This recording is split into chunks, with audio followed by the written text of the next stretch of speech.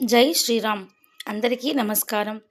స్త్రీలు చేసే కొన్ని తప్పుల వల్ల త్వరగా వితంతువులు అవుతారు. జాగ్రత్తగా ఉండండి.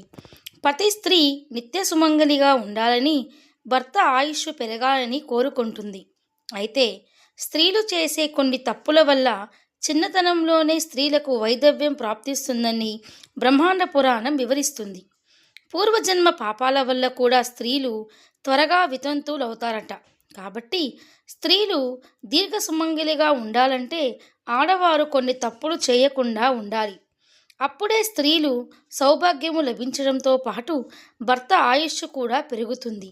మనలో చాలామంది స్త్రీలు తన భర్తను పేరు పెట్టి పిలుస్తారు. స్త్రీలు నిత్య సుమంగలిగా ఉండాలంటే భర్తను పేరు పెట్టి పిలవకూడదు. భర్తను పేరు పెట్టి పిలిస్తే మీ భర్త ఆయుష్ తగ్గిపోతూ వస్తుంది. కాబట్టి ఏ స్త్రీ అయితే తన భర్తను పేరు పెట్టి పిలుస్తుందో ఆ స్త్రీకి త్వరగా వైవిధ్యం ప్రాప్తిస్తుంది. వివాహమైన స్త్రీలు ఎప్పుడూ కూడా జుట్టు విరబోసుకొని నట్టింట్లో తిరగరాదు. స్త్రీలకు దీర్ఘ సుమంగలి ప్రాప్తించాలంటే ఎల్లప్పుడూ కుంకుమ బొట్టు పెట్టుకోవాలి. నలుపు పొట్టులు మాత్రం స్త్రీలు పొరపాటులు కూడా పెట్టుకోకూడదు. వివాహమైన స్త్రీలు ఎప్పుడూ కూడా కంటనీరు పెట్టుకోకూడదు. స్త్రీలు నట్టింట్లో ఏడుస్తూ ఉంటే ఇంటికి దరిద్రం పడుతుంది. అలాగే పెళ్ళైన మహిళలు ఎట్టి పరిస్థితులలోనూ నలుపు రంగు బట్టలు ధరించకూడదు. స్త్రీలు ఇలా చేస్తే తమ భర్తకి ఆపదలు సంభవిస్తాయి. అలాగే వివాహమైన స్త్రీలు ఎప్పుడూ కూడా గుమ్మడికాయను కొట్టకూడదు. స్త్రీలు వేసుకునే మంగళసూత్రం ఎప్పుడు హృదయం కింద వరకు ఉండాలి. మంగళసూత్రంలో ఉండే నల్ల పూసలు మరియు ఎర్ర పూసలు మొత్తం కలిపి 9 పూసలు ఉండాలి. మంగళసూత్రానికి పిన్నీసులు పెట్టుకోకూడదు. స్త్రీలు వేసుకునే మంగళసూత్రాన్ని ఎప్పుడు పడితే అప్పుడు మెడలో నుంచి తీయకూడదు. మంగళసూత్రంలో ఉండే పూసలకు దైవశక్తి ఉంటుంది కాబట్టి స్త్రీలు తమ మెడలో నుండి మంగళసూత్రాన్ని బయటకు తీస్తే ఆ నల్ల పూసలకు ఉన్న దైవశక్తి నశించి భర్త ప్రాణాలకు ముప్పు రావచ్చు. ఇవన్నీ ఏ భార్య అయితే పాటిస్తుందో ఆ భర్త ఆయుష్ బలంగా ఉంటుంది. ఉప్పును లక్ష్మీదేవి స్వరూపంగా పిలుస్తాము కాబట్టి పెళ్ళైన ఆడవాళ్ళు తమ చేతుల మీదుగా ఎవ్వరికీ ఉప్పు ఇవ్వకూడదు. ఇలా చేస్తే మీ ఇంట్లో డబ్బు కష్టాలు ప్రారంభమవుతాయి. చాలామంది స్త్రీలు రాత్రి నిద్రపోయేటప్పుడు చేతులకు ఉన్న గాజులు తీసేసి నిద్రపోతారు. కానీ అలా అస్సలు చేయకూడదు. స్త్రీలు చేసే ఈ తప్పుల వల్ల మీ భర్త ప్రాణాలకు గండం రావచ్చు. స్త్రీలు స్నానం చేయకుండా వంటగదిలోకి వెళ్ళకూడదు. స్నానం చేయకుండా పొయ్యినైతే వెలిగిస్తే మీ ఇంట్లో ఆర్థిక సమస్యలు ఏర్పడతాయి. స్త్రీలు స్నానం చేసిన తర్వాత తడి చేతులతో కుంకుమ బొట్టు పెట్టుకోకూడదు. ఇంటి గడపను లక్ష్మీదేవితో పోలుస్తాము కాబట్టి స్త్రీలు పొరపాటున కూడా గడప మీద కూర్చోకూడదు. ఇంటి గడప మీద కాలు పెట్టినా, గడప మీద కూర్చున్నా మీ ఇంట్లో పేదరికం మొదలవుతుంది. స్త్రీలకు నెలసరి వచ్చిన మొదటి 3 రోజులు ఆడవారికి రజోదోషం ఉంటుంది. నెలసరి 4వ రోజున స్త్రీలు తలస్నానం చేసి ఒక చిన్న పసుపు ముద్దను మింగాలి. దీనివల్ల శరీరంలో ఉన్న చెడు బ్యాక్టీరియా నశించిపోతుంది. ఇక నెలసరి 5వ రోజున ఉదయం 9 గంటల లోపే స్త్రీలు తలస్నానం చేసేయాలి. నెలసరి 5వ రోజు స్త్రీలు ఇంట్లో దీపారాధన చేసుకోవచ్చు. స్త్రీలకు నెలసరి వచ్చిన మొదటి రోజున చేతుకున్న మట్టి గాజులు తీసేసి మెటల్ గాజులు వేసుకోవాలి. అలాగే కాటుక బొట్టు మరియు పూలు పెట్టుకోకూడదు.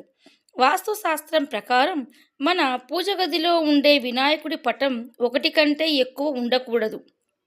అలా ఉంటే మాత్రం మీ ఇంటి శుభకార్యాల్లో ఆటంకాలు ఏర్పడతాయి. అలాగే స్త్రీలు ఇంట్లో పూజ చేసేటప్పుడు నిలబడి పూజలు చేయకూడదు. చక్కగా కూర్చొని దేవుడిని పూజించాలి. పూజ చేసే స్త్రీలు కాళ్లకు పసుపు రాసుకొని పూజ చేయాలి. నలుపు రంగు గాజులు అలాగే నీలం రంగు గాజులు మాత్రం వివాహమైన స్త్రీలు అస్సలు ధరించకూడదు. మంగళవారం మరియు శుక్రవారాల్లో మగవాళ్ళు క్షవరం చేసుకోకూడదు. ఇంట్లో దీపారాధన చేసేటప్పుడు పూజ గది ముందు ముగ్గు వేసి పూజ ప్రారంభించాలి. అప్పుడు మాత్రమే మీరు పూజలకు పుణ్యఫలితం దక్కుతుంది. శుక్రవారం అంటేనే లక్ష్మీదేవికి ప్రీతికరమైనది కాబట్టి ప్రతి శుక్రవారం ఇంటి గడపలకు పసుపు రాయాలి. శుక్రవారం రోజు పూజ చేసే స్త్రీలు తమ మంగళసూత్రానికి కుంకుమ బొట్టు పెట్టుకుంటే మీ భర్త ఆయుష్ పెరగడంతో పాటు మీ భర్త సంపద కూడా విపరీతంగా పెరుగుతుంది. మహిళలు జుట్టు విరపోసుకొని పూజ చేయకూడదు. ఇలా చేస్తే మీ భర్తకు మంచిది కాదు. ముఖ్యంగా ప్రతి మంగళవారం అలాగే శుక్రవారం రోజుల్లో స్త్రీలు తలస్నానం చేయకూడదు. ఈ 2 రోజుల్లో స్త్రీలు తలస్నానం చేస్తే మీ ఇంట్లో కష్టాలు ఏర్పడతాయి. స్త్రీలు శనివారం రోజున తలస్నానం చేస్తే మాత్రం ఐశ్వర్యం లభిస్తుందని నమ్మకం. పూజలతో దేవునికి పెట్టిన పూలను వాడిపోయాక ముందే పూజ గది నుండి తీసేయాలి. ఎండిన పూలను పూజ గదిలో ఉంచితే మీ ఇంటిని నెగటివ్ ఎనర్జీ ఏర్పడుతుంది. ప్రతి ఆదివారం రోజున రావి చెట్టుకు కానీ తులసి మొక్కకు కానీ పూజించకూడదు.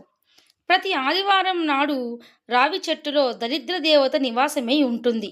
అలానే ప్రతి ఆదివారం నాడు తులసమ్మ ఉపవాసం ఉంటుంది. కాబట్టి ఈ 2 దేవతా వృక్షాలకు మాత్రం ఆదివారం పూజించకూడదు. ఇంటికి దిష్టి తగలకుండా ఉండేందుకు రాక్షసుల ఫోటోలు ఇంటి గుమ్మానికి పెట్టకూడదు. గుమ్మం ముందు రాక్షసుల ఫోటోలు ఉంటే మీ ఇంటి యజమానికి తరచూ అనారోగ్య సమస్యలు ఏర్పడతాయి. ఇంటికి దిష్టి తగలకుండా ఉండేందుకు గుమ్మడికాయని నువ్వు ఇంటి ముందు కట్టుకోవడం మీ ఇంటి కుటుంబమంతా సుఖ సంతోషాలతో జీవిస్తారు. ఏ స్త్రీ అయితే దేవాలయాల్లో ముగ్గులు వేస్తుందో ఆ స్త్రీకి మాత్రం 7 జన్మల వరకు వైధవ్యం రాదని, సుమంగళిగానే మరణిస్తుందని దేవీ భాగవతం వివరిస్తున్నాయి.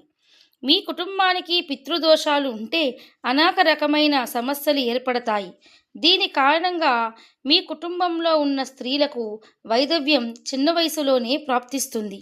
ముఖ్యంగా సంతాన భాగ్యం లేకపోవడం, పుట్టిన సంతానం జీవించకపోవడం ఇలాంటి తీవ్రమైన సమస్యలు సంభవిస్తాయి. కాబట్టి మీ కుటుంబానికి ఎలాంటి పితృదోషాలు ఉండకూడదు. అంటే ప్రతి అమావాస్య రోజున మీ పూర్వీకులకు నమస్కరించుకోండి. స్త్రీలు ఉదయం నిద్ర లేచిన వెంటనే ముందుగా శుభ్రం చేసుకొని ఇంటి ముందు ముగ్గులు వేయాలి. ఇలా చేయకపోతే మీ ఇంటికి దురదృష్టం పడుతుంది. సాంప్రదాయపరంగా మరియు ఆరోగ్యపరంగా స్త్రీలు వేసుకునే మంగళసూత్రం, మెట్టెలు, అలాగే గాజులు ఇవన్నీ స్త్రీలకు ఐశ్వర్యం తెచ్చిపెడతాయి. ఫ్రెండ్స్, ఈ వీడియో కనుక మీకు నచ్చినట్లయితే లైక్ చేయండి, షేర్ చేయండి. మరిన్ని మంచి వీడియోస్ కోసం మన ఛానల్ని ఇప్పుడే సబ్స్క్రైబ్ చేసుకోండి. Thanks for watching.